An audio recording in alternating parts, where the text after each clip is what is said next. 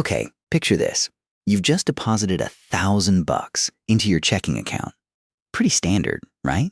You probably assume the bank takes that cash, bundles it with everyone else's deposits, and then lends it out to someone who needs a car, loan, or a mortgage. The bank charges them a bit more interest than they pay you, pockets the difference, and that's how they make their billions.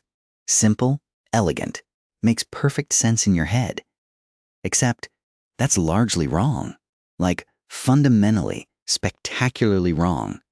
JP Morgan Chase, the biggest bank in the US, made nearly $50 billion last year.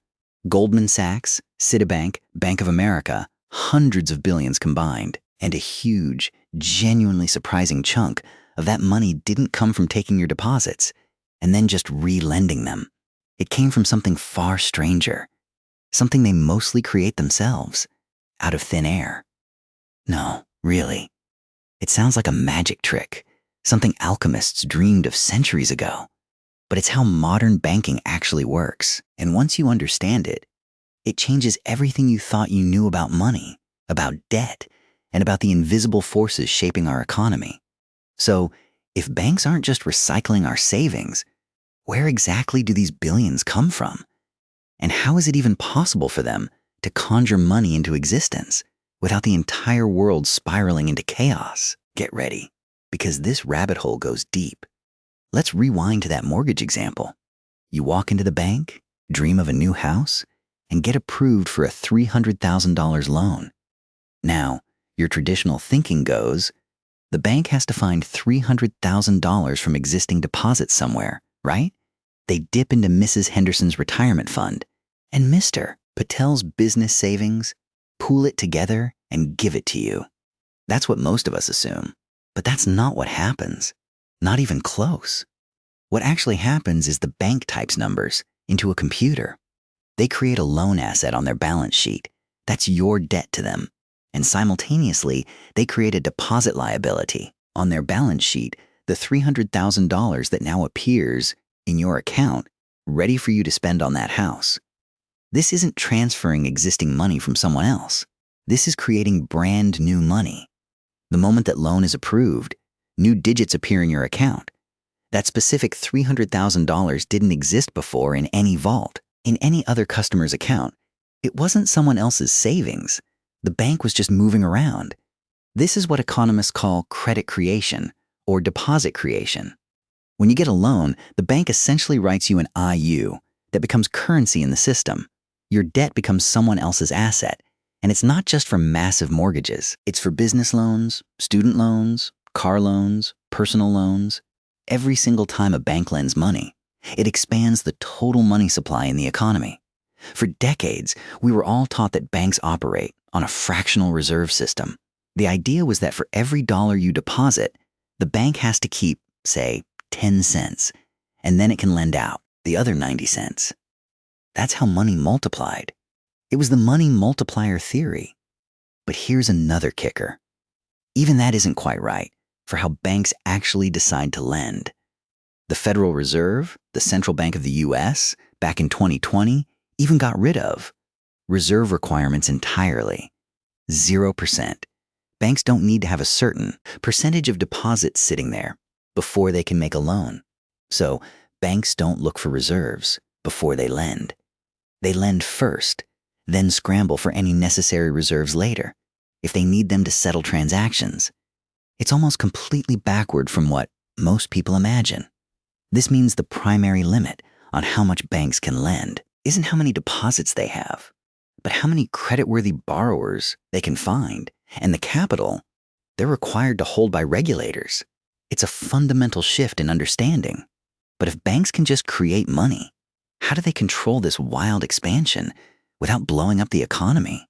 Okay, so banks can create money out of thin air, but it's not a totally unregulated free-for-all, thankfully. Imagine if every bank just printed unlimited money for anyone who asked. Inflation would go through the roof, right?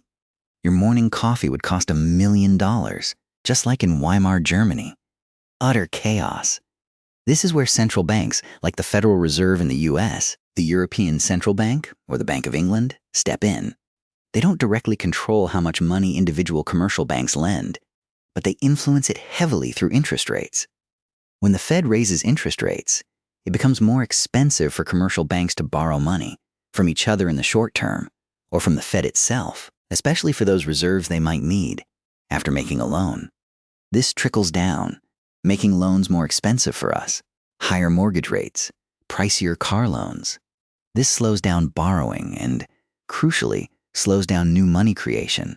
Lower rates do the opposite, encouraging more lending and more money creation. So, while commercial banks create the actual loan money, the central bank essentially sets the speed limit for that creation. They are the traffic cops, not the road builders. But wait, the title isn't how banks create some money. It's how banks AC2LE make billions.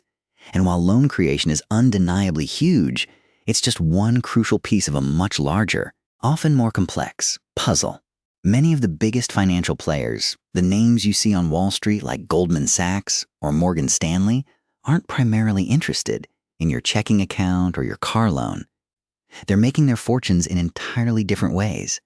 They deal in advising mergers and acquisitions, underwriting stocks and bonds for corporations going public, and perhaps most lucratively, trading. They trade everything: stocks, bonds, currencies, commodities like oil and gold, and incredibly complex financial instruments called derivatives. These are contracts whose value is derived from an underlying asset, like betting on the future price of wheat or the movement of a stock market index. These trades can be mind-bogglingly profitable. A good trading desk at a major investment bank can bring in hundreds of millions, even billions, in a single year. And these aren't loans to Main Street businesses. These are high-stakes bets, hedges, and highly sophisticated financial engineering, mostly with other institutions or ultra-wealthy clients. They're charging massive fees, exploiting tiny price differences across markets, and leveraging vast amounts of capital to multiply those gains.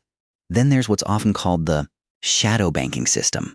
Not some nefarious underground network, but a vast collection of financial institutions that do banking-like activities without the same regulations as traditional commercial banks. Hedge funds, money market funds, private equity firms, pension funds, they lend, borrow, and invest on an enormous scale, often with less transparency and oversight. They're an absolutely massive source of capital flow and, for those operating them, immense profits, operating just outside our typical view of what a bank is. So, what started as a simple idea, banks taking deposits and lending, quickly spirals into a world of credit creation, central bank influence, high-stakes trading, and a sprawling network of shadow finance. It's far more intricate and, honestly, a bit more unnerving than most of us ever imagined. So, how does all this connect back to you, the average person? So, what does all this mean for you? Putting your paycheck into a checking account or taking out a car loan? It means the money you use every day isn't just a finite resource being shuffled around like poker chips.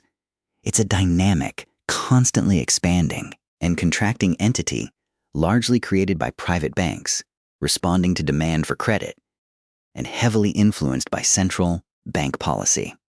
It means the stability of our entire economic system hinges on banks making sound lending decisions, on regulators keeping the trading desks from taking too many insane risks, and on central banks accurately guiding the overall flow of money. When that delicate balance breaks, as we saw in 2008, the consequences are catastrophic. The global financial crisis wasn't just about bad mortgages.